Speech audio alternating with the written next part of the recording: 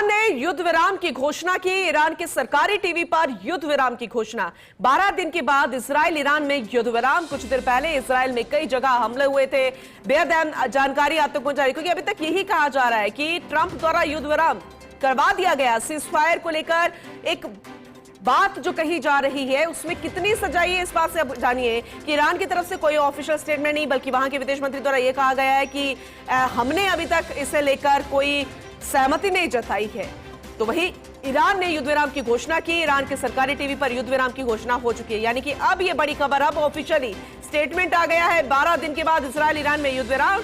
कुछ देर पहले इजराइल में कई जगह हमले हुए थे, लेकिन अब युद्ध विराम की घोषणा कर दी गई। लेकिन वाकई में अगर अमेरिका के प्रेसिडेंट द्वारा सीज फायर करवाया गया है, सहमति करवाई गई है, तो फिर जो सोशल मीडिया एक्स पर जो ट्रेंड चल रहा है ना, hashtag Nobel war to Trump, तो ये दिन भी दूर नहीं होगा, क्योंकि शायद इसी की जदोजहद है, इसी की कोशिश है ट्रंप को लेकर। पहले भारत को लेकर लगातार वो कहा, लेकिन भारत की तरफ से बार बार खंडन किया गया है कि जिस तरह से सिंदूर ऑपरेशन के तहत युद्ध जैसी स्थिति बन गई थी, उस पर सीज फायर ट्रंप के फोन द्वारा भारत की तरफ से बातचीत के दौरान करवाया गया। लेकिन इसमें कितनी सच्चाई है, ये हम बार बार भारत की तरफ से खंडन किया जा रहा है। लेकिन अब ईरान की तरफ से ये घोषणा हो चुकी है कि सीज फायर पर सहमति। लेकिन अब किसके थ्रू हुआ है, क्या वाकई में ट्रंप इन्वॉल्वमेंट की कगार पर था या फिर उसने सहमति करवाई है, ये भी देखने वाली बात होगी। फिलहाल युद्ध विराम की घोषणा हो गई है और ऐसे में इसका फायदा कितना ज्यादा पड़ता नजर आएगा दुनिया में। अब सकारात्मक न्यूज भी मिलती नजर आएगी, जैसे शेयर मार्केट से जुड़ी खबर हमने आपको बताई। कितना फायदा अब दुनिया में होता हुआ नजर आएगा, ये देखने वाली बात होगी। अब नोबेल पुरस्कार की दौड़ में आगे की तरफ बढ़ते हुए ट्रंप, अमेरिकी राष्ट्रपति डोनाल्ड ट्रंप ने सीज फायर की घोषणा की थी। ट्रंप ने इजरायल और ईरान के बीच पूर्ण और समग्र युद्ध विराम की घोषणा की थी। अमेरिकी राष्ट्रपति ट्रंप अपने social media platform truth social पर लिखते भी नजर आए कि बधाई हो सभी को, ईरान और इजरायल के बीच पूर्ण और अंतिम सीज फायर पर सहमति बन गई है। तो ये बड़ी खबर है, अहम जानकारी। लेकिन सुबह सुबह ईरान ने कतर और इराक पर मिसाइलें दाग दी थी और इसीलिए फॉर सेफ्टी दुबई में भी फ्लाइट्स को कैंसिल कर दिया गया था, यानी कि एयरपोर्ट्स को कुछ टाइम के लिए बंद कर दिया गया था। लेकिन अब फिलहाल बेहद अहम जानकारी आप तक पहुंचा रहे हैं।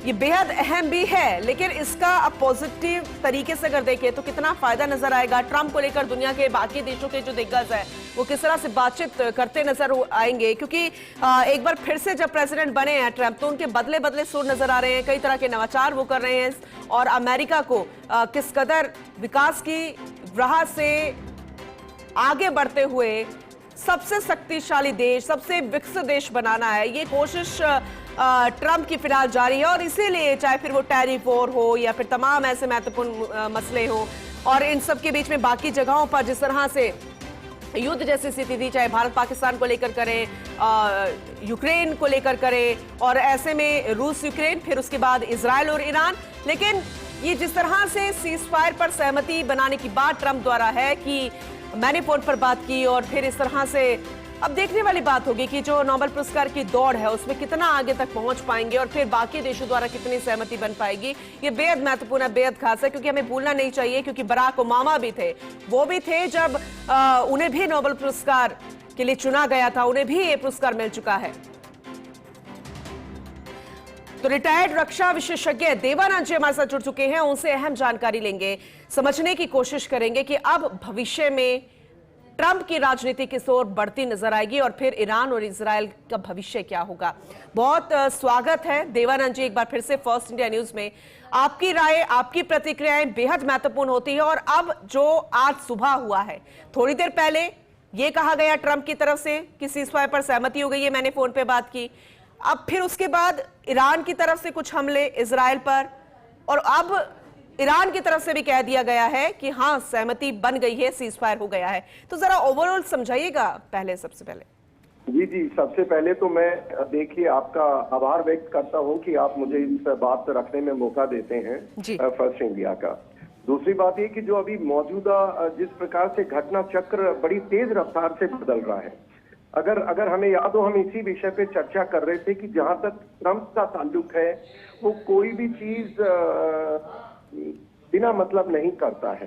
और ट्रंप साहब को हमने देखा कि किस प्रकार से वो एक स्टेटमेंट देते हैं और अपने राष्ट्र को सर्वप्रथम रखते हुए किसी भी ऑपरेशन को अंजाम देने में मदद करते हैं। देखिए इन्होंने थोड़े दिन पहले कई बात कही है, पर लेटेस्ट इन्होंने क्या कहा 2-3 दिन पहले कि ईरान को हम 15 दिन देते हैं जिससे कि इसके ऊपर वो सोच विचार करे कि आगे क्या करना है। और हमने तब भी चर्चा की थी कि ये बिल्कुल इनका सरप्राइज और डिसेप्शन प्लान है, और इस सरप्राइज और डिसेप्शन के मद्देनजर रखते उन्होंने उसी रात को, अगले दिन रात को हमला कर दिया अपने B-2 बॉम्बर से। तो और उसके हमला करने के उपरांत उनका मकसद था कि भाई न्यूक्लियर, देखिए अमेरिका का जहां तक ताल्लुक है, इजराइल और अमेरिका दोनों सबसे मेन टारगेट उनका है कि जो परमाणु उनके इंस्टॉलेशन हैं, उनकी जो फैसिलिटीज हैं, उनको ईरान खत्म करे। अब एक्चुअली देखा जाए तो ईरान का भी कुछ स्वाभिमान है, वो खत्म कैसे करे। तो मुझे लगता है इनके बीच में कहीं कहीं चर्चाएं, बैकडोर डिप्लोमेसी चलती रही है, और वो पता था कि वो लड़ाई नहीं लड़ सकता। वो प्रेशर टैक्टिक्स थी अपनी लोकल ऑडियंस के लिए। हाँ, अभी ये हो सकता है कि अभी के लिए न्यूक्लियर इंस्टॉलेशन खत्म है, और वो खोमेनी को ना तो मारने की बात करेंगे, ना ही उनकी सरकार को हटाने की। ठीक है, लेकिन देवानंद जी कोई कंफ्यूजन थी क्या ईरान को? अभी भी उसे लग रहा था कि उसमें अभी कुछ ताकत बची है, वो सामना कर सकता है ना सिर्फ इजराइल से बल्कि अमेरिका से भी। पहले सीज फायर की बात, फिर थोड़े ही घंटों बाद वो हमले, यानी कि नो सीज फायर, और अब सीज फायर। तो ये किस तरह की स्ट्रैटेजी है, या फिर वापस घुटनों पर कैसे आया ईरान?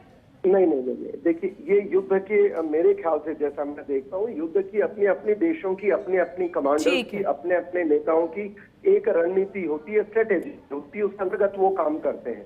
अब देखिए युद्ध में कई बार डिसेप्शन, सरप्राइज, मैंने कहा एक साइकोलॉजिकल वॉरफेयर भी होता है, उसके अंदर अपने दुश्मन को टारगेट किया जाता है अफवाहों के माध्यम से, एक मैसेज के माध्यम से, और दुश्मन के अलावा अपने नागरिकों को भी किया जाता है, अपने कमांडर्स को। तो बहुत उस हिसाब से है। तो जहां तक युद्ध के दौरान ऐसी बातें कोई कमजोर देश करता है, ये मुझे कभी भी संदेह नहीं था कि ईरान अमेरिका और इजराइल से लड़ पाएगा। उसको देर सवेर हथियार डालने थे। हाँ, ये है कि ये एकदम इतना जल्दी डाल देगा, क्योंकि कल उसने, उनकी पार्लियामेंट ने भी पास किया कि हम हॉर्मुज़ स्ट्रीट को बंद करने का उन्होंने इजाजत दे दी थी। और दुनिया में बहुत सारे तेल के भाव भी बढ़ चुके थे, ऑलमोस्ट 100 के ऊपर 125 या 18 डॉलर पर प्रति बैरल भाव बढ़ चुके थे। तो उसके मद्देनजर मौका है उसके लिए युद्ध से निकलने का, क्योंकि देखिए ये युद्ध में घुसना बड़ा आसान है, निकलने के लिए कोई न कोई एक ऐसा मौका चाहिए। ईरान ने सही किया है। अगर वो ईरान और अमेरिका का युद्ध, देखिए ये तो खत्म तो होना ही था, अब अगर खत्म हो रहा है तो मैं ईरान को भी बधाई देना चाहूंगा, और अमेरिका और इजराइल को भी, क्योंकि खून खराबे से होना कुछ नहीं है। अमेरिका और इजराइल के वर्चस्व को दुनिया में आज के दिन कोई चुनौती नहीं दे सकता, चाहे तो बातें कर लें। वो जो चाहेंगे, अच्छा यही है कि उनके साथ मिलकर के एक जब तक अमेरिका और चीन, देखिए चीन बहुत कोशिश करता है, पर चीन बहुत पीछे अमेरिका से, ऐसा मैं मानता हूँ। रूस खुद यूक्रेन में उलझा हुआ है, तो ये ईरान के लिए बहुत अच्छा है, और मिडिल ईस्ट के लिए एक अच्छी जब दो देशों में युद्ध होता है, देवानंद जी आप तो बेहतर जानते हैं और आपसे हम समझते भी रहते हैं, तो फर्क जो है उसका असर जो होता है ना, इम्पैक्ट, वो पूरी दुनिया पर पड़ता है, दूसरे देशों पर भी पड़ता है। जो कमजोर देश होते हैं वो डरते हैं, जो ताकतवर होते हैं वो ये कहते हैं कि अब इनके साथ रिश्ता कैसा होगा। तो अब जो हम देख रहे हैं शेयर मार्केट में उछाल, क्रूड की कीमतें भी एकदम से धड़ाम, तो पॉजिटिवली और कितने इंपैक्ट हमें अब देखने को मिलेंगे सीज फायर से? सबसे बड़ी बात है, मैं ये मान रहा हूँ कि ट्रंप का जिस तरह एक रवैया था, सब लोग कहते हैं इसको पीस प्राइज। उन्होंने आते ही कहा था कि मैं यूक्रेन और उनका रूस युद्ध रुकवा दूंगा। अभी जरूरी नहीं है कि उनके कहते ही काम हो जाए, पर उनका प्रयास था। उसके बाद देखिए भारत और पाकिस्तान के बीच में जो हुआ, कोई कुछ भी बोले, भारत मजबूत है, पर बैकडोर डिप्लोमेसी में दुनिया में सबका साथ लेके चलना पड़ता है। और अभी अगर ये ईरान और इजराइल की अगर ये युद्ध, जिस तरह अभी युद्ध विराम हुआ है, और अगर ये न्यूक्लियर डील इनकी सेटल कर दें, और तो मैं मानता हूँ वो हकदार होंगे इसके। और वैसे भी उनका देश मजबूत है, वो बिल्कुल अपने राष्ट्र हित में काम करते हैं, और डेमोक्रेसी है सबसे बड़ी बात, वो मोबोक्रेसी नहीं है पाकिस्तान की तरह, या डिक्टेटरशिप नहीं है। तो मैं मानता हूँ अब जो आगे संकेत आएंगे वो, और मैं एक बात और पहले भी कई बार कहता था हमारे चैनल पे कि रूस और अमेरिका आपस में नहीं लड़ने वाले हैं। वो जो भी जितनी लड़ाई लड़ेंगे, इतनी लड़ेंगे कि दूसरे के कंधे पे बंदूक। अब इधर इजराइल के कंधे पे थी, उधर यूक्रेन के। अब यूक्रेन बेवकूफी कर रहा है, क्योंकि अब नाटो और अमेरिका दोनों अलग अलग हो गए, क्योंकि ट्रम्प साहब ने कहा कि भाई मैं नाटो में ऐसा अकेला क्यों खर्च करूं। तो ये है कि इनके जो प्रयास है ये जैसे जिस प्रकार से सफल होता हुआ नजर आ रहा है, बधाई के पात्र है। और देखिए जैसे आपने सही कहा, कमजोर देश कर भी क्या सकता है, इनका मुकाबला कहां से कर सकता है, नहीं कर सकते। और उनके नागरिकों की हत्याएं होती हैं, निर्दोष लोग मारे जाते हैं।